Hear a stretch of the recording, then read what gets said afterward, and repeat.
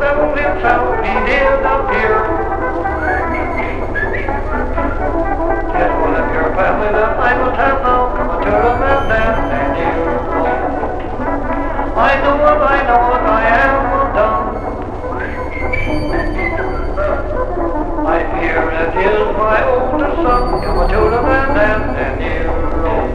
Hiya, Friendsky. The name's Sarah. We're gonna be yakking about The Diviners by LIBBA BRAY. This book is a YA paranormal, supernatural ghost story, but it's set in the 1920s New York, flapper time. Let me just preface this by just saying that I adored this book. This is probably my favorite book of the year so far. It is The Cat's Meow. Meow. So this story deals with a ton of different characters. We have the main character, Evie, and she is a flapper extraordinaire. She gets sent to New York as a punishment because Evie has kind of supernatural powers, and if she touches you, she can read your secrets. And she did that at a party at home.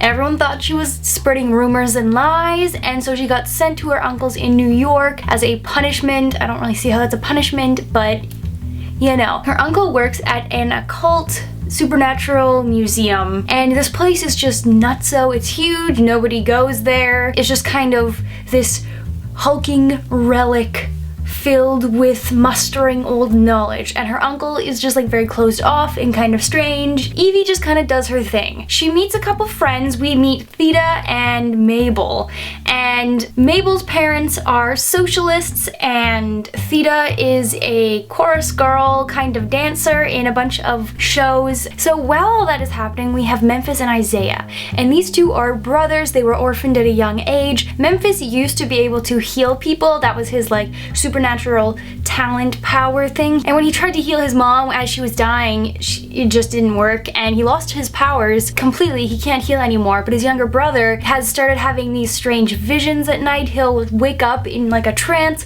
and start reciting creepy Bible phrases, as well as he's able to kind of see the future or see your past. There's a bunch of side characters that get introduced, but the main kind of characters are like that crew, as well as Jericho, who works with Evie's Uncle Bill, and Sam, a naughty guy who steals. So there are a ton of side characters in this story. However, they all are tied together by this woven string of supernatural abilities. They all share some sort of connection with the supernatural or occult, and they all have these weird, strange divining abilities. And so like a divining ability is kind of able to do supernatural things, see things that haven't happened yet or that have already happened, and they're all kind of tied together in this weird little creepy knot. So after all that kind of world building happens, we learn about a string of murders, and these are bizarre and crazy and weird. Like, people are getting killed and then their hands are cut off and they're posed elaborately. The police believe that the murderer might be trying to do things in an occult way just because of the manner the bodies were presented in their deaths. So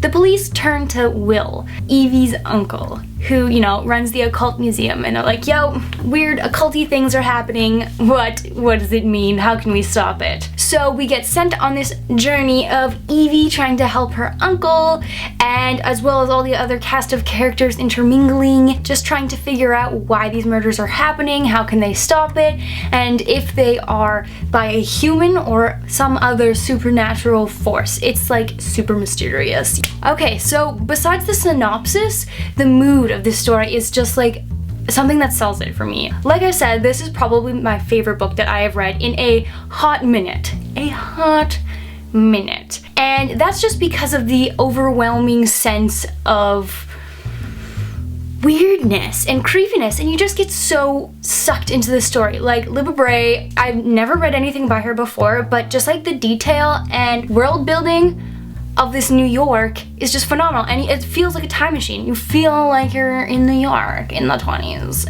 drinking and being crazy, and it's really cool. I find this writing just completely entrancing and beautiful. I've read a bunch of reviews on this story, and some people don't like it because everyone is speaking in 20s lingo. Everything is tinged in this slang, and it just adds it just adds something, a little something to it. I also really enjoyed the dual perspectives because we get to see pretty much everyone's perspective. Like, we see through Evie, we see through Will a little bit, we see through Jericho, who works for Will, we see Sam, we see Theta, we see Memphis, and we also see the murderer. Yes.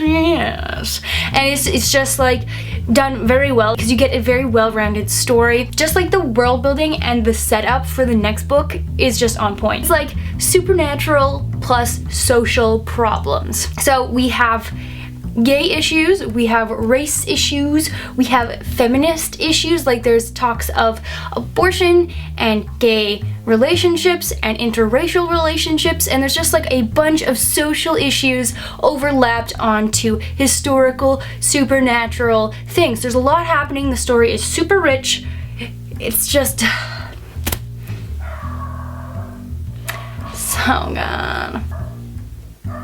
Dog. This is seriously one of my favorite books that I've read in such a long time, and I just need to like shout it from the rooftops, like, read this freaking book.